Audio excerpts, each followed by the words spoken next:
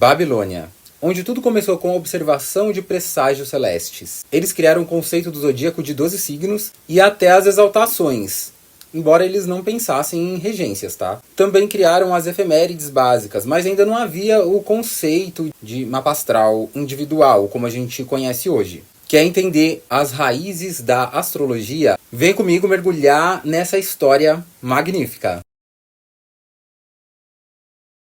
Olá para você que veio aprender sobre a história da astrologia. Eu sou o Cássio Farias, o criador aqui do canal Falando de Astrologia, e hoje a gente vai iniciar uma nova série onde vamos mergulhar na história da astrologia e entender o que aconteceu, né? Como que a astrologia iniciou, o que era a astrologia lá no início e como que foi mudando as coisas até chegar nessa astrologia moderna que tem hoje em dia. Qual o objetivo dessa série? O objetivo é que vocês conheçam o que aconteceu na história da astrologia para vocês terem discernimento do que tomar para si como verdade ou não, tá? Aqui é para vocês saberem separar o joio do trigo. Porque, assim, tem muito joio no meio do trigo aí. E eu já adianto para vocês que a história da astrologia é fascinante. E quem gosta de astrologia, quem estuda astrologia, tem que conhecer. E é por isso que eu tô trazendo essa série para vocês.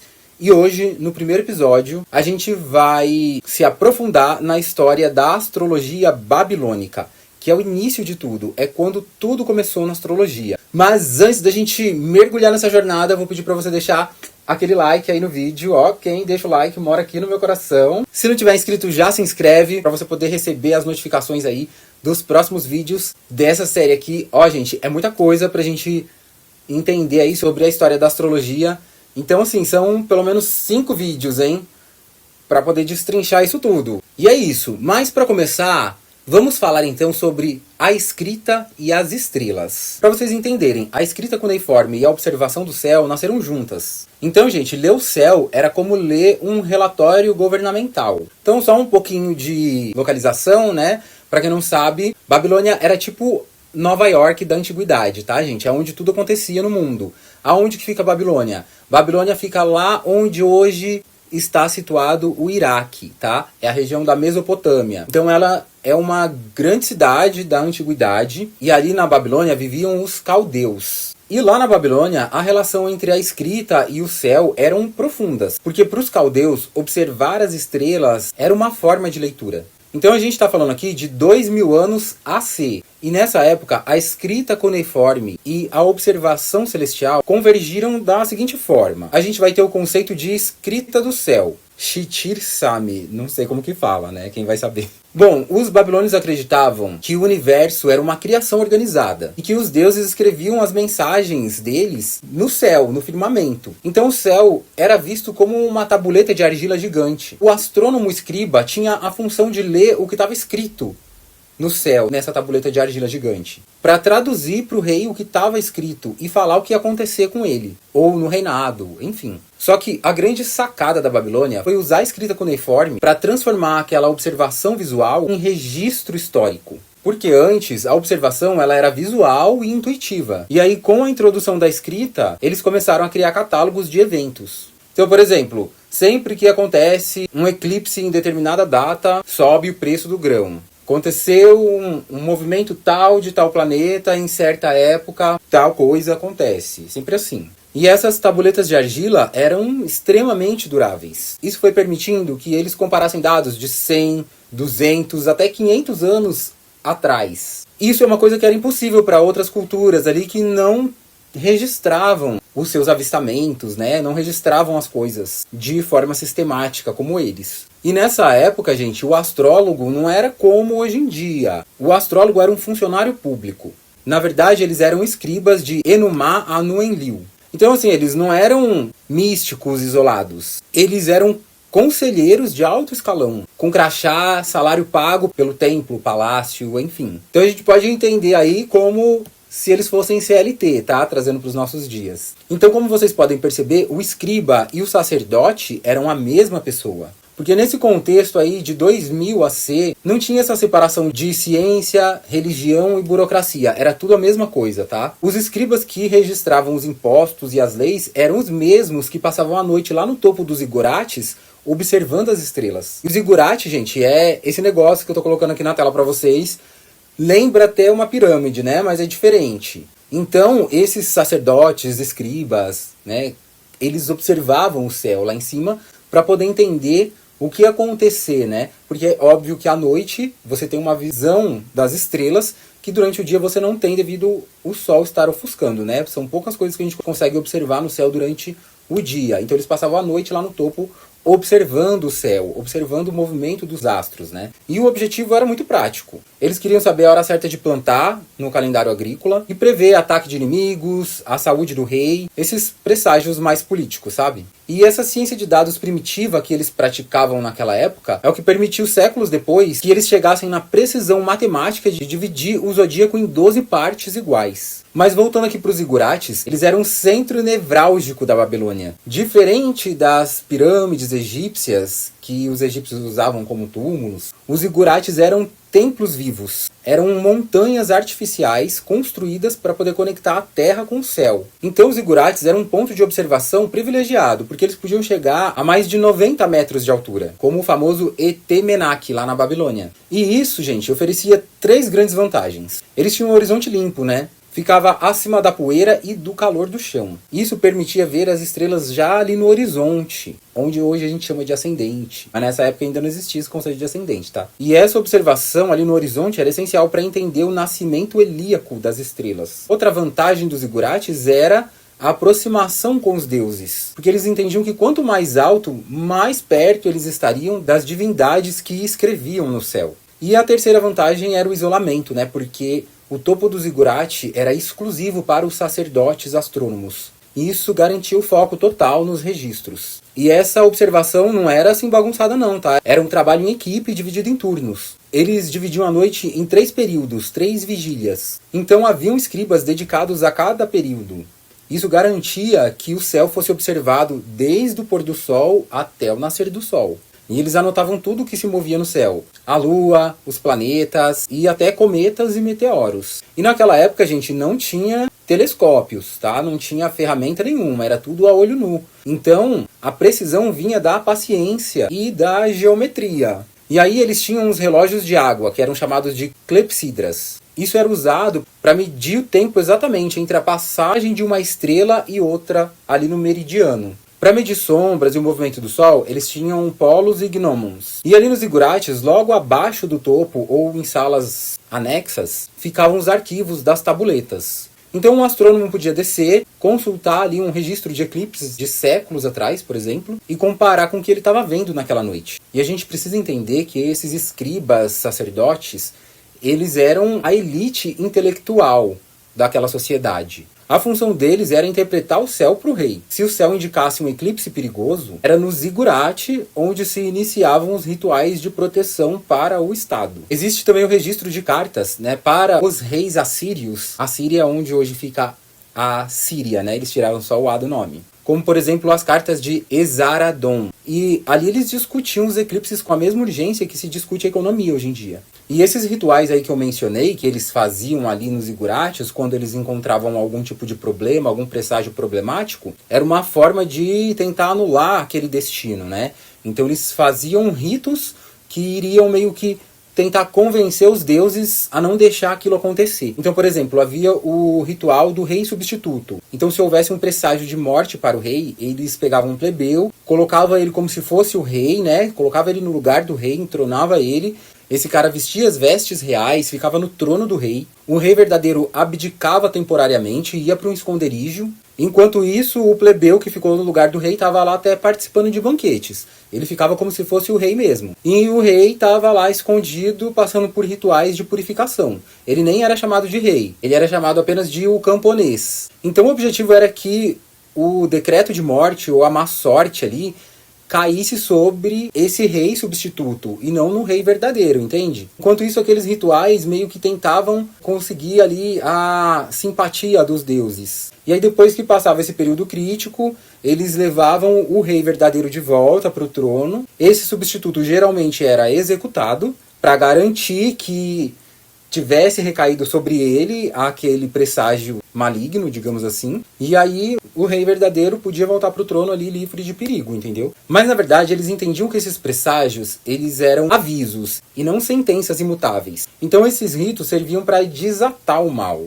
entende? Para os babilônios, a astrologia era então uma ferramenta de estabilidade política. E é por isso que o escriba astrônomo não era só um místico, ele era um conselheiro de segurança nacional. E se ele visse algo ruim que ia acontecer, ele tinha que oferecer a solução ritual imediata para aquilo. A astrologia babilônica era puramente empírica e condicional. Então, por exemplo, se a lua aparecesse em tal lugar no dia 1, ia acontecer tal coisa. Se aparecesse no dia 29, ia acontecer outra coisa. Mas então, gente, agora que a gente entendeu como que funcionava ali os escribas naquela época, a gente tem que entender também o Enuma Anu Enlil, que é o Big Data da antiguidade. Porque, na verdade, não se trata de apenas uma coleção de tabuletas. Ele é o primeiro banco de dados sistemático da humanidade. Então, para vocês entenderem, a gente está falando de uma estrutura de 70 tabuletas. Ali a gente vai encontrar tabuletas sobre a Lua, que era chamada de Sin, também sobre o Sol, que era chamado de Shamash, e também sobre fenômenos atmosféricos,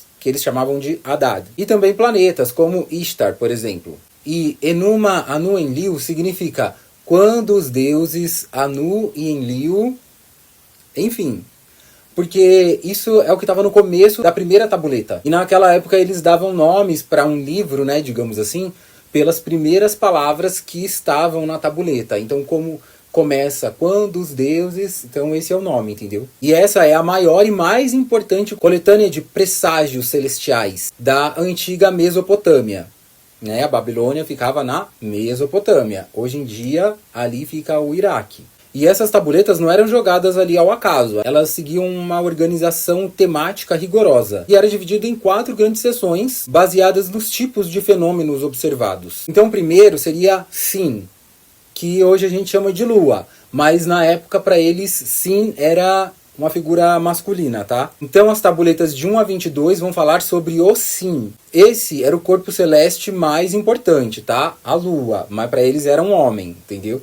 Então era o corpo celeste mais importante na época e era ele que definia o calendário. Nessas tabuletas você tinha informações sobre lua nova, eclipses lunares, halos, né, que são luz ao redor da lua, e também sobre a aparência dos chifres da lua. Quando você vê uma lua minguante ou uma lua crescente, né, tem 2 pontinhas aqui, aqueles são os chifres da lua. E os presságios aqui geralmente tratavam do destino do rei, de invasões inimigas e também da prosperidade das colheitas. Depois das coletâneas 23 a 36, você vai ter dados sobre Shamash, que é o Sol. Essas focam em eclipses solares, manchas no Sol, halos solares e cores estranhas no céu durante o nascer e o pôr do Sol. Como para eles o Sol representa a justiça e a ordem, os sinais aqui eram interpretados como avisos sobre a estabilidade do governo e também sobre a saúde do rei. Depois das tabuletas 37 a 49, a gente vai encontrar dados sobre Haddad, que é o clima.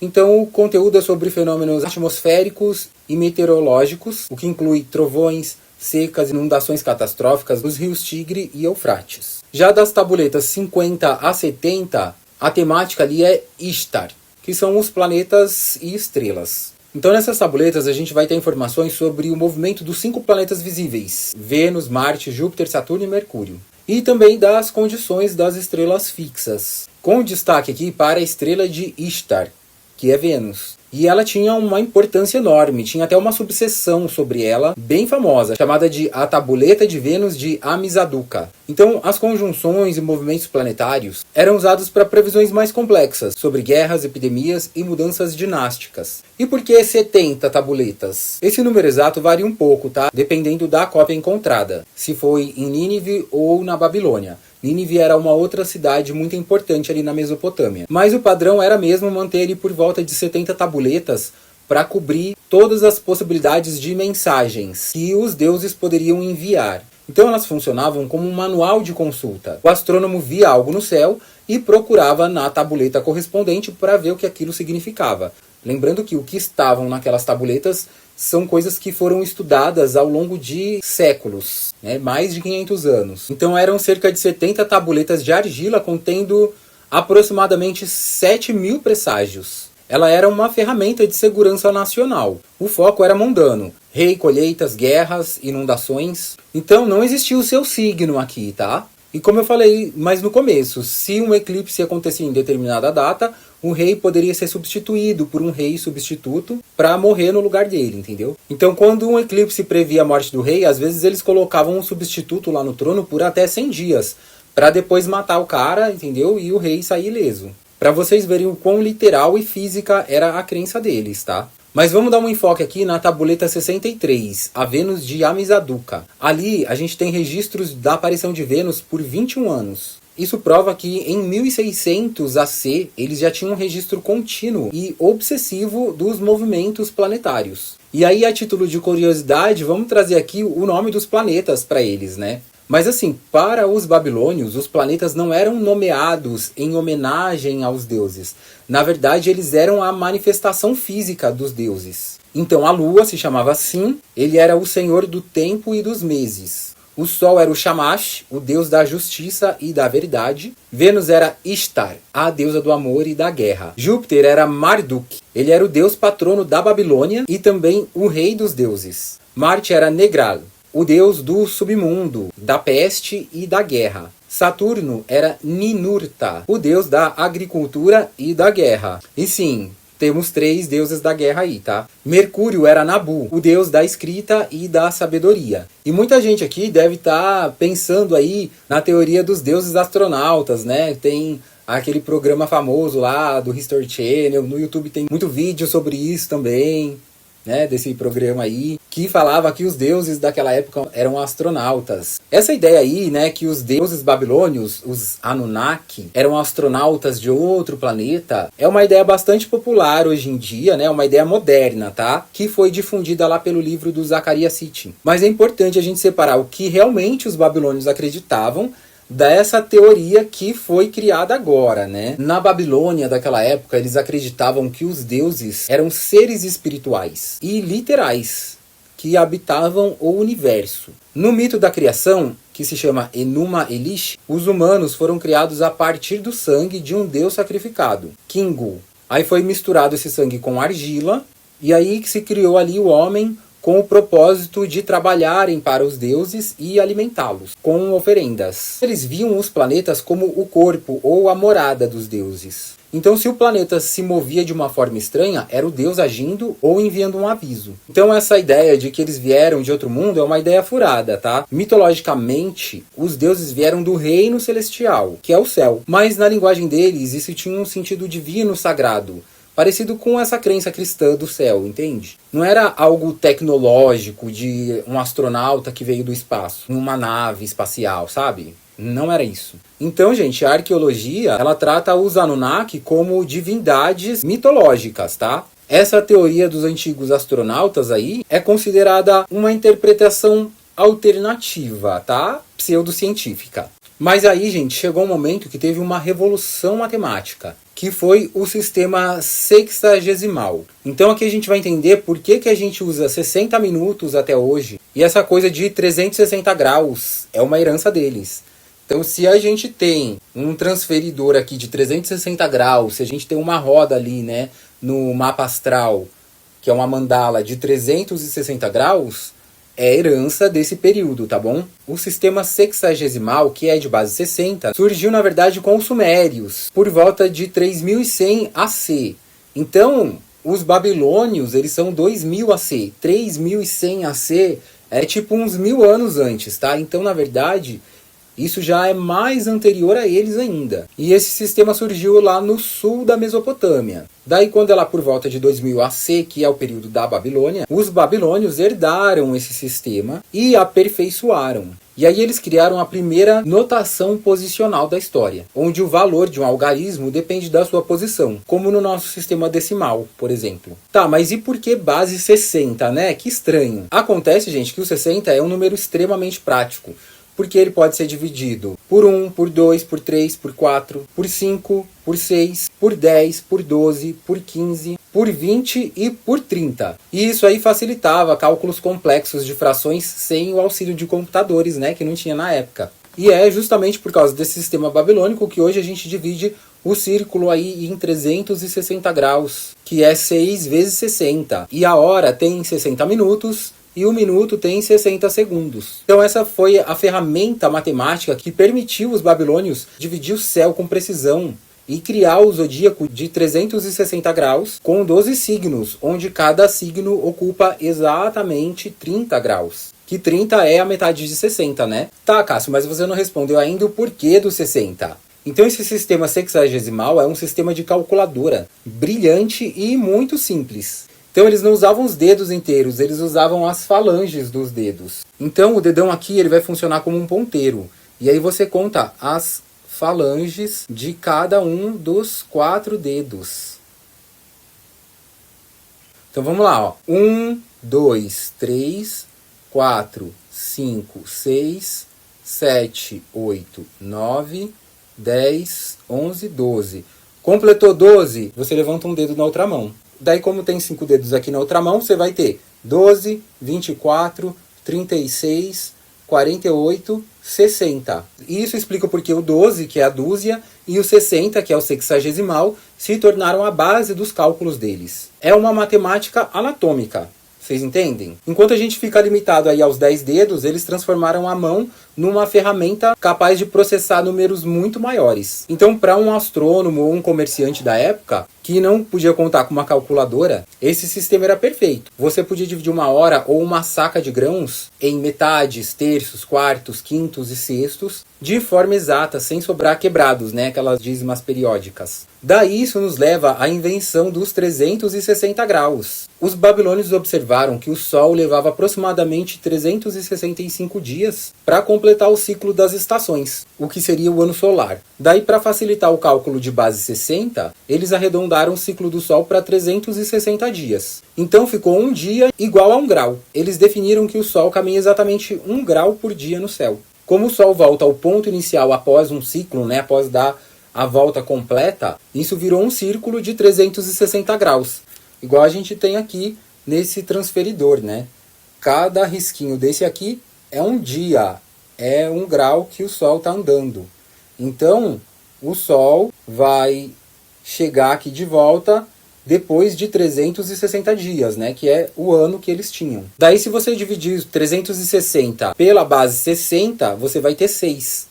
Que é o número de triângulos equiláteros que você pode ter dentro de um círculo. E aí nisso você torna a astronomia e a geometria numa coisa só. E isso daí, gente, lá na frente, na era helenística, vai dar margem para eles criarem os aspectos que a gente tem hoje. Mas nessa época isso ainda não existia, tá? Então sem a matemática babilônica não existiria o conceito de trígono, quadratura, sextil, que a gente tem hoje, entendeu? Mas nessa época, os babilônios já tinham mapeado as exaltações, que eram pontos específicos onde os planetas ganhavam um superpoder. Mas só que eles ainda não pensavam em regências, tá? Para eles, nenhum planeta era dono de um signo. Essa ideia de domicílio dos planetas só ia surgir séculos depois com a lógica dos gregos. O que acontece é que havia um grau específico dentro de um signo que tal planeta se exaltava. Então, por exemplo, Sin, né, que é a Lua, quando chegava ali no grau 3 de Touro, estava exaltado. Essas exaltações eram chamadas de Bit Nisirit, que significa lugar do segredo ou casa do tesouro. Eles não achavam que o planeta mandava ali no signo inteiro, tá?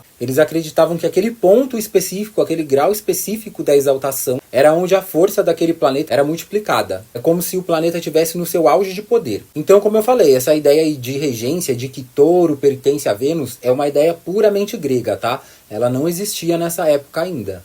Os babilônios viam os deuses como planetas que visitavam as constelações. Já os gregos, né, com aquela mania de organização e geometria, criaram sistemas de donos das casas, para que o mapa astral pudesse fazer sentido como um sistema lógico fechado, que é o famoso tema mundi, mas isso é assunto para o próximo vídeo. Mas ainda nessa contagem sexagesimal que eu mostrei para vocês aqui, ela foi tão eficiente que ela perdura até hoje, né, na contagem das horas e dos minutos. E quando os gregos começaram a mapear o mundo, o globo, como Eratóstenes e Hiparco, eles usaram esse sistema de 360 graus para criar a latitude e a longitude, que a gente usa até hoje também. Então, para vocês verem, essa palavra minuto que a gente usa, ela vem do latim, que significa pars minuta prima, que é a primeira parte pequena. E o segundo que a gente usa vem de pars minuta secunda, que é a segunda parte pequena, entendeu? Para vocês verem como a gente usa até hoje aí herança dos babilônios. Mas assim, né, muita gente acha que o zodíaco só tá lá no céu e pronto. Mas a gente precisa entender que o zodíaco, na verdade, é uma construção matemática, como a gente está vendo aqui, nessa roda de 360 graus. As constelações, gente, elas têm tamanhos variados. A constelação de Virgem, por exemplo, é enorme. Áries já é pequena. Então as lunações, né, nem sempre batiam com os meses. Então a solução que os babilônios encontraram lá em 450 AC foi a criação de um zodíaco matemático. Eles dividiram a eclíptica em 12 segmentos iguais de 30 graus cada um. Isso facilitou o cálculo das efemérides. O céu deixa de ser uma imagem e vira um gráfico de pizza de 360 graus, igual esse transferidor aqui. E esse é o momento em que a astronomia se separa da simples observação visual do céu. Daí a gente vai ter o Mul Apin. Ele listava as caminhadas dos deuses no céu. Era o caminho de Anu, Enlil e Ea. Esse Mul Apin é provavelmente o documento mais importante da astronomia babilônica. Ele é um compêndio manual ou uma enciclopédia, digamos assim, que sistematizou o conhecimento do céu que eles tinham até então. Então Mul significa estrela ou constelação. Apin significa arado. Então o nome é A Estrela do Arado.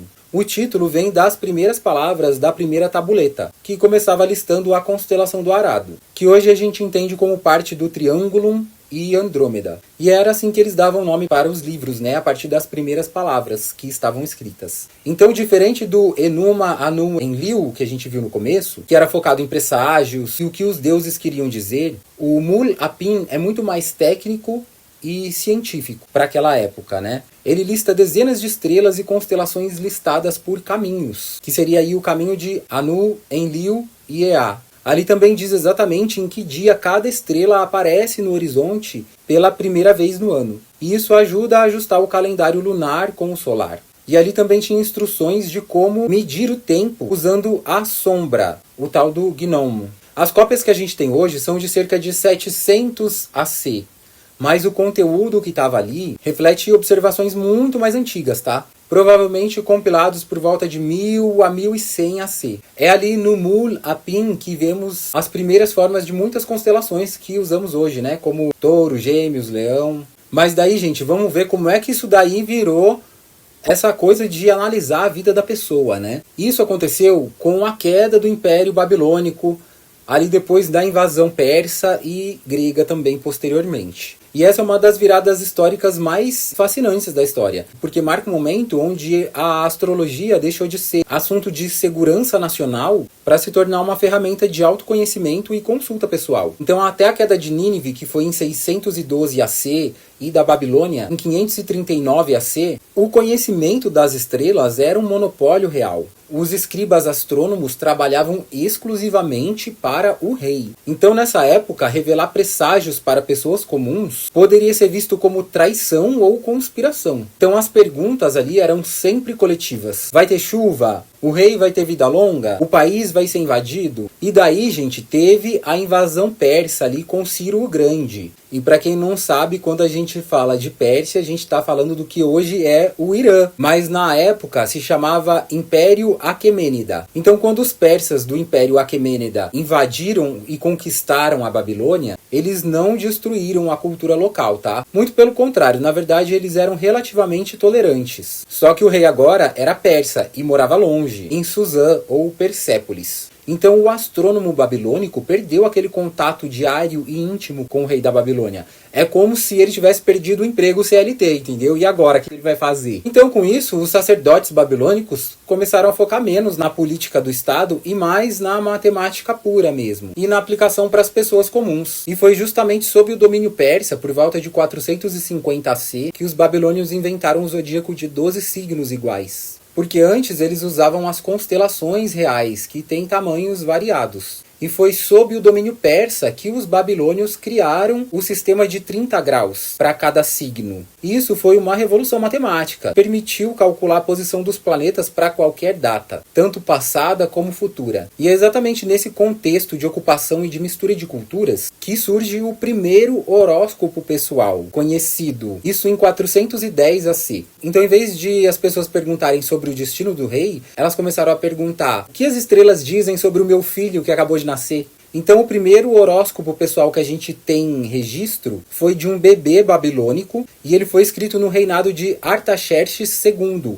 que foi um rei persa. E o conteúdo era simples, gente. Falava mais ou menos assim: no mês de Nissanu, na noite de 14, Aristocrates nasceu. Naquele momento, a lua estava abaixo da garra de Escorpião, Júpiter em Sagitário, Vênus em Touro. E isso prova, gente, que enquanto os persas governavam a política, os babilônios estavam privatizando a astrologia. O céu desceu do palácio para as ruas. O foco passou a ser o destino individual, o caráter e a fortuna de uma pessoa comum. E daí, gente, os persas criaram estradas e uma rede de comunicação incrível, o famoso Caminho Real. E isso facilitou que o conhecimento babilônico começasse a vazar para o mundo grego. Isso antes mesmo de Alexandre o Grande, que foi o grande conquistador dos gregos. Quando Alexandre o Grande conquistou tudo lá em 331 AC, ele encontrou uma astrologia que já era matemática, zodiacal e individual. Então, gente, sem esses 200 anos aí de estabilidade persa, de domínio persa sobre os babilônios, talvez a astrologia não tivesse se tornado essa ferramenta de cálculo que os gregos herdaram. Mas daí, com a chegada e o domínio de Alexandre o Grande, os gregos ficaram obcecados por esses registros milenares dos babilônios. Então, para você não se perder na história, quando a gente fala de Alexandre o Grande, a gente está falando pós aquelas polis, aquelas cidades-estados, porque Alexandre o Grande foi o grande unificador de tudo ali, e ele saiu ali da Grécia e foi invadindo outros lugares. Ele foi uma grande potência aí, né? Dominou o mundo conhecido todo, entende? E foi nisso que eles chegaram ali na Babilônia também, entendeu? Então, no próximo vídeo, quando a gente falar de astrologia helenística, que é da era helenística, né? Helenístico era como os gregos se chamavam. A gente não está falando de uma astrologia feita na Grécia Antiga. A gente está falando de uma astrologia feita no mundo helênico, que era o mundo de Alexandre o Grande. Então, isso é muito mais vasto do que a Grécia, tá? Porque, para vocês entenderem, quando Alexandre o Grande domina a Babilônia passa a ser Grécia também. Entende? Então, gente, os gregos pegaram os dados brutos da Babilônia, os registros de séculos das tabuletas, e aplicaram a sua geometria e filosofia. Essa fusão criou a astrologia helenística, que é a base direta para tudo que a gente chama de astrologia hoje em dia. Então, casas, aspectos, signos, ascendente, isso tudo vem da astrologia helenística, que usa essa base babilônia. Mas então, como a gente percebe aqui, embora os babilônios tivessem os dados e o zodíaco, eles não tinham um sistema, né? O mapa que eles tinham ali era mais cru. Eles tinham basicamente uma lista de presságios. Então, nesse primeiro mapa que a gente tem mesmo, ele mostrava aonde estava o posicionamento de cada planeta por signo. Mas o foco era mais na Lua, justamente pelo calendário ser lunar. Não tinha nada de psicologia, de personalidade, nada disso. Não tinha essa história de o seu signo, isso não existia ali, tá? Eles falavam só coisas práticas do destino da pessoa. E no final tinha um vaticínio, uma previsão. Geralmente no final da tabuleta costumava ter uma frase curta sobre o futuro da criança. Isso baseado em estatísticas e observações passadas. Por exemplo, ele terá falta de bens, sua riqueza não durará, ou ele será próspero e viverá até a velhice. Então é isso que eles tinham. O que estava faltando ali para os babilônios era justamente a geometria grega e a filosofia egípcia, porque sim, o Egito também fazia parte do mundo helênico naquela época, também se falava grego lá. E é isso que a gente vai ver no próximo vídeo, essa expansão da astrologia helenística, né? Porque aqui a gente entendeu como era a astrologia na Babilônia. Agora a gente vai ver como que foi essa era helenística, a expansão da astrologia pelo mundo helênico. E já adianto para vocês que o foco estava em Alexandria do Egito, né? Porque Alexandre o Grande conquistou muitos lugares e ele fundou a cidade dele, que é a cidade de Alexandria, no Egito. E é ali que borbulhava a astrologia helenística, a astrologia helênica, que tem essa base babilônia, mas com a filosofia egípcia e a geometria grega, o pensamento grego ali por trás, e tudo escrito em grego, entendeu? E é isso que a gente vai ver no próximo vídeo. E aí conta pra mim, vocês faziam ideia dessa história toda? Vocês gostaram desse estilo de vídeo? Vocês gostaram de saber a história do início da astrologia? Vocês estão ansiosos para ver como que era a astrologia helenística? Então, ó, comenta pra mim aqui, conta pra mim o que vocês acharam, o que vocês estão esperando do próximo vídeo. Antes de sair, verifica aí se você deixou aquele like pra você morar no meu coração. Aproveita pra ver um desses vídeos que tá aparecendo aqui pra você continuar aí os seus estudos astrológicos. E se já faz mais de uma semana que esse vídeo foi postado, já tá aqui o vídeo sobre a era helenística da astrologia, hein? Então, te vejo nesse próximo vídeo que você escolher. Até lá!